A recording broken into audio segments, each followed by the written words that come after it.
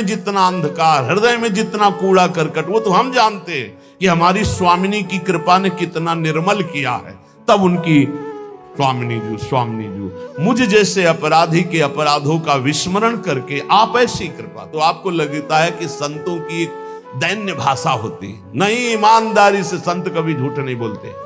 जैसे कह रहे हैं कि मौसम कौन कुटिल खलकामी, तो अंतर ये होता है कि आंख में जैसे थोड़ा पड़े तो बहुत बुरा लगता है, और पीठ में इतना बड़ा तिनका चला जाए तो कुछ समझ में नहीं आता। संतों का हृदय आंख जैसा होता है, थोड़ी सी भी गलती में हाय हाय मच जाता है। धिक्कार है तुम्हारे जीवन को, अपने को तुम क्या समझते हो, क्या है तुम्हारे अंदर विचार। और जो मलिन अंतःकरण वाला था, भारी भारी पाप करके भी उसको पश्चाताप नहीं होता। संत जनों को एक पाप की जरा सी वृत्ति की आभास स्फुरना, वो पूरा पाप नजर आने लगता है उनको, क्योंकि इतना निर्मल हृदय होता है। तो सच्ची कहते हैं कि जैसे घोड़ों की लगाम पकड़े हुए श्री कृष्ण अर्जुन की बैठे हैं, ऐसे अपने भक्तों की लगाम पकड़कर बैठ जाते हैं, तो यात्रा अध्यात्म की ऊंचाई की चलती, किसी की सामर्थ्य नहीं। इसलिए सब भक्त ऐसे तो आपको मिलेंगे। जहां सामर्थ्य की बात है वहां केवल श्री भगवान की कृपा है। इसलिए बाहर की पीड़ा और अंतर की पीड़ा अपने प्रीतम के द्वारा दी हुई मानकर सह जाओ, तो आगे प्रीतम तुम्हारा स्वागत करने के लिए खड़े, पक्का समझ लेना, पक्का। और वो देंगे ये पीड़ा। क्यों देंगे?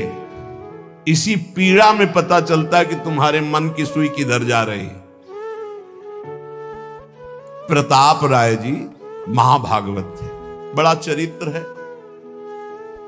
उनके यहां एक व्यापार चलता था कुल परंपरा से कि आपको अगर रुपए की जरूरत है तो आप अपना स्वर्ण आभूषण या कुछ रख जाइए गिरवी, और रुपया ले जाइए, और ब्याज से तो रुपया दे जाइए, अपने मूल गिरवी ले जाइए जो रख के गए। यही उनकी कुल परंपरा से था। तो उसी के आधार पर वो कुल परंपरागत कर्म कर रहे थे। निरंतर नाम जब भगवत आराधन में मगन। अब नाम जब भगवत आराधना और ईमानदारी से कार्य, तो बड़ा सब खूब धन संपत्ति, बहुत आनंद, और भक्तजनों के खूब भोजन होते, भंडारे होते। तो जो चिढ़ने वाले जलने वाले लोग हैं वो जलते थे कि करता तो ये कुछ है नहीं, खूब जय जय मच रही है चारों तरफ, इसको नष्ट किया जाए। ये किसने बीज बोया? अरे बोले दुष्ट स्वभाव ने। नहीं नहीं नहीं नहीं, भगवान ने। किनको हुस्काया? डंडे को। क्यों? अब झंडा फहराओ मेरे भक्त के यश का। उनके हृदय में जलन हुई। वहां का काजी और मिल गए 3 लोग, और उन्होंने कहा कि इसको नष्ट किया जाए। बोले बस आप सहयोग दो, नष्ट तो पक्का। बोले कैसे? बोले प्लान तो सब हमारा बन गया है। अब झोली में कंकड़ भरे। प्रताप राय जी, बेटी का ब्याह है, 10,000 मुद्रा चाहिए। बोले गिरवी? बोले है, स्वर्ण मुद्राएं। अब वो इतने ईमानदार, विश्वास, बोले बॉक्स रखा रहता है, उसी में रख दो, दस्तखत करो, 10,000 रुपए लो, ब्याज से दे जाना, अपना ले जाना। थोड़ी देर बाद दूसरा आया ऐसे, फिर तीसरा आया, वो तो उनका व्यापारी था। 5 दिन बाद वापस आया और काम बन गया, ब्याज सहित ये रुपए लो, हमारा आभूषण वापस करो। बोले जहां रख गए थे वैसे उठा लो। बाक्स से उठाया ऐसे। अरे देखो कितना नाटक करता है, माला जपता है, भगत बनता है, हमारे स्वर्ण आभूषण हटाकर कंकड़ पत्थर भर दिए। और लोग तो आश्चर्यचकित हो रहे थे कि ये भगत जी तो ऐसे है नहीं। इतने में दूसरा आया, उसने भी वही नाटक शुरू। तीसरा आया, उसे अब तो पक्का हो गया कि पाखंड करता है। लोगों की श्रद्धा को कपूर कहा गया है। कपूर ऐसे बाहर रखो ना तो उड़ जाता है ना, ऐसे ही श्रद्धा है। अगर उसको आप मजबूती, विश्वास की मजबूती में नहीं रखोगे तो श्रद्धा उड़ जाएगी। अब तो सब कहने लगे कि प्रताप राय तो बहुत ही पाखंडी निकला। अब हाहाकार मच गया। इसके बाद काजी, वो तो सब मिले हुए थे, काजी ने बादशाह के सामने बात पेश की। काजी के इशारे से बादशाह ने हुक्म दिया इनको बंदी बना लिया जाए, सारी संपत्ति जब्त कर ली जाए। अब राज सैनिक बंदी बना लिए प्रताप राय जी को, सारी संपत्ति जब्त होने लगी। तो उन्होंने अपनी पत्नी से इशारे से कहा ठाकुर जी लो और भाग जाओ अपने मायके, ठाकुर जी को बचाओ। ऐसी स्थिति में याद क्या है? ठाकुर जी को बचाओ, उनका भोग राग चलता रहेगा, हम तो जेल में कष्ट भोग लेंगे। ऐसा ही हुआ। वो पीछे की खिड़की से अपने ठाकुर जी को लेकर सब तहस नहस हो गया। म्लेच्छ सेना साहब नष्ट भ्रष्ट कर दिया, बंदी बनाया, उनको ले गए, जेल में डाल दिया। कुछ लोगों ने कहा कि महाराज अभी ठाकुर जी अष्ट धातु के हैं, बहुत महंगे हैं, उनकी पत्नी इसीलिए लेके भाग गई है। मायके से पत्नी को भी बंदी बनाया, ठाकुर जी को भी संपत्ति के रूप में जब्त किया, और जहां संपत्ति थी वहां गोदाम में ठाकुर जी को ऐसे जिससे संपत्ति डाल दी वैसे डाल दी। जब पत्नी नजदीक हथकड़ी बेड़ियों के सहित और वो तब एकांत जब हुए तो उनका प्रभु आज तक मैंने कभी आपसे मांगा नहीं और कोई शिकायत नहीं की, बस एक कष्ट है इस समय कि आपको गोदाम में डाल दिया गया है, हम प्राणों से अधिक आपको प्यार करते हैं और आपको भोग नहीं लगेगा, आपकी सेवा नहीं होगी, ये हम बर्दाश्त नहीं करेंगे। प्रभु कुछ उपाय करो जिससे आपकी सेवा, अगर हमें ये पता भी चल जाएगा कि आपको भोग लग रहा है तो आजीवन हम पति पत्नी को जेल में रखो, मुझे कोई कष्ट नहीं। प्रभु ये सब कुछ हुआ, मुझे कोई कष्ट नहीं, आपको भोग नहीं लगेगा, इस बात से मैं जीवित नहीं रह पाऊंगा। भगवान देर थोड़ी लगी युगल सरकार गलबैया दिए हुए, इस स्थिति में भी तुम्हें मेरी चिंता है, तुम्हें अपने अपमान की, अपनी संपत्ति जब्त की, अपने जेल की दुख की कोई चिंता नहीं, मेरी चिंता है। वही साक्षात्कार हुआ। अब तत्काल, अब वो तो चाबी बदलने वाले हैं ना, ज्ञानी मूढ़ न कोय, जस जय का रघुपत करे तस ताही क्षण होए, बोले बिहस महेश तब ज्ञानी मूढ़ न कोय। उस वहां का जमींदार जो था उसने कहा ऐसा हो ही नहीं सकता, यह सब गलत है, पाखंड रचा गया है प्रताप राय जी के प्रति। बादशाह के सामने विरोध प्रकट कर दिया, नहीं सही जानकारी जांच हो। बादशाह ने उन तीनों को बुलाया और कहा फांसी पे चढ़ा देंगे यदि सही नहीं बोलोगे।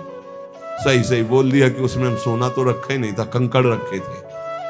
काजी की ये सब बात थी। काजी को दंड दिया गया, तीनों को बंदी बना लिया गया, प्रताप राय जी को पूरा नुकसान सहित सब अर्थ दिया गया और बड़ा सम्मान किया गया। फिर जीवन, ये घटनाएं भक्तों के जीवन में आती हैं, किस लिए? भगवत साक्षात्कार कराने। भगवत साक्षात्कार जेल में प्रताप राय और उनकी पत्नी को हुआ। इसलिए उपासक को कितनी भी परिस्थिति कष्ट की आवे, वो तुम्हारे आनंद का वर्धन करने वाले बनेगी, विश्वास रख लीजिए। बस किसी से सहयोग मत मांगना और किसी को अपनी बात मत कहना। प्रताप राय जी ने किसी से भी नहीं कहा, कुछ भी नहीं बोले, केवल प्रभु से कहा कि आपकी सेवा अगर हमको कान में सुनने को मिल जाएगी कि आपका भोग लग रहा है तो मुझे कोई कष्ट नहीं होगा, लेकिन ये मैं नहीं सह पाऊंगा कि आप गोदाम में से, क्योंकि मैं जीवन भर आपको दुलार करता रहा हूं प्रभु। अब वही भगवत साक्षात, तुम्हारी सुई कहां जाती है मन की? कष्ट की स्थिति में कोई मित्र, कोई रिश्ते नातेदार, कोई पावर काम आता है या भगवान की तरफ जा? अगर भगवान की तरफ तो जीत गए, और अगर संसार की तरफ ऐसे भी मिलने, आप बिल्कुल फोन कर देना, हम तुम्हें अमर कर देंगे, नहीं फाड़ के फोन नंबर फेंक देना कि हम रखेंगे भी नहीं ऐसा नंबर। जब कोई नंबर नहीं होता तब हरि का नंबर लगता है। जिसके पास किसी का फोन नंबर नहीं होता उसका हरि का नंबर लगता है। ध्यान ले दो, कलयुग है इसीलिए सबके पास नंबर भेज दिया है। सबके पास नंबर है क्योंकि हरि से फोन नहीं कर सकते। हरि का फोन जानते हो कैसा होता है? जब आर्थ होकर अनाथ भाव से असरण कोई नहीं मेरा, तब हा नाथ, वो फोन नंबर भाव से मुझको पुकारे तो भाव से बेड़ा पार है, भाव पूरित टेर ही करती मुझे लाचार है। भाव बिना भगवान आवाजें नहीं सुनते, भाव सुनी पुकार भगवान नहीं सुनते। भाव कब आता है? बाजार में थोड़ी मिलता है। किसी से हमारा संबंध नहीं। ये जीतना है तो ये बातें पकड़ लो सत्संग की। कोई विपत्ति दुख आने पर अगर किसी का नंबर आपको याद आवे कि अगर हमें विपत्ति आएगी तो कौन सा नंबर याद आएगा? बोले अमुक का, उसको डिलीट कर दो। नहीं, अमुक का नंबर नहीं रखेंगे हम, श्री जी का। श्री जी का नंबर क्या है बताया तुम्हें? क्या है? बस कोई नंबर नहीं तो श्री जी का नंबर, हे लाडली, हे प्रिया जी, कोई है ही नहीं। अब अपना कोई है ही नहीं तो कौन है? सच्ची बताते हैं, एकदम नंबर। 1 घंटी में फोन उठा लिया जाता है, 1 घंटी। गजेंद्र ने जब देखा कि कोई मेरा सहयोगी नहीं, हारी री नहीं पहुंच पाया, काम हो गया। हरि पूरा नहीं कर पाए, काम हो गए। गोविंद यही प्रकट हो गए, वस्त्रावतार। ये नंबर है हरि का। जब तक पांडवों की तरफ, भीष्म की तरफ नंबर नहीं लगा, दांत तक पकड़ा, नंबर नहीं लगा, और जब छोड़ दिया, कहा गोविंद, बस नंबर लग गया। ये है भगवान को पुकारना, ये है भगवान तक आवाज पहुंचाना। कोई हमारा नहीं, यही तो हमारी साधना है। और यहां मार नंबर लिखे चले जा रहे हैं, व्यवहार बनाए चले जा रहे हैं, डायरी बनाए चले जा रहे हैं। इतने नंबर, अरे ये सब क्या करोगे? ये सब नरक पहुंचाएंगे नंबर। एक केवल हो हरि शरणम, बस सब काम बन जाए।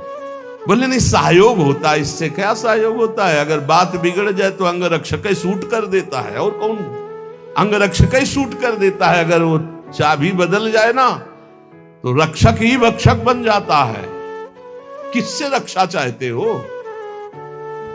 जो काल का भी शासन करने वाला है, उससे रक्षा चाहो। देखो सच्ची बात, ये केवल प्रवचन नहीं कर रहे, हृदय की बात कह रहे। मान लीजिए मेरे प्रभु ऐसे हैं, कोई महान नहीं है, वो जिसको महान करते हैं वही महान हो जाता है प्यारे।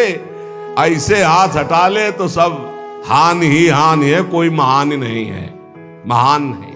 वो हटा ले तो बस उन्हीं से महान है। सच्ची कहते हैं, उन्हीं से बहाल है। दबी बात खुल जाए तो असलियत समझ में आ जाए। और वो जानते हैं, और वो जानते हुए हमें नमस्कार करवा रहे, प्रणाम करवा रहे, भोजन दिला। अरे जय बोलो उनकी। हमारे साथ भगवान ने क्या किया? अरे तुमने भगवान के साथ क्या किया? कितनी कृपा की भगवान ने। इतने अपराध का दंड जानते क्या होता है? पूरा जीवन बर्बाद हो जाए। और यहां पूरे जीवन अपराध कर रहे हैं, जीवन आबाद किए हुए हैं ऐसे प्रभु के प्रति। ये हम इसलिए कह रहे, जो कहते हैं ना हमारी भगवान पर श्रद्धा नहीं रहेगी, तो तुम्हारे ऊपर हमारी श्रद्धा नहीं रहेगी। देखो ना कहां श्रद्धा लायक हो तुम, क्या हो तुम। ये हम असलियत कह रहे हैं।